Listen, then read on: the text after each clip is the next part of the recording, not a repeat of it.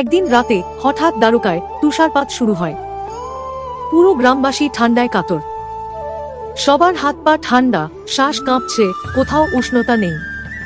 রাধারানীও হঠাৎ অতিরিক্ত কাঁপতে শুরু করলেন। তিনি আগুনের কাছে গেলেন, কিন্তু তাও তার ঠান্ডা দূর হল না। কৃষ্ণকে দেখে হঠাৎ রাধা রেগে গেলেন। তিনি চিৎকার করে উঠলেন, কৃষ্ণ, তুমি কিছু করছো না কেন? রাধার কথা শুনে কৃষ্ণ চিন্তায় পড়ে গেলেন। তারপর অদ্ভুত হেসে তিনি কাজ শুরু করলেন।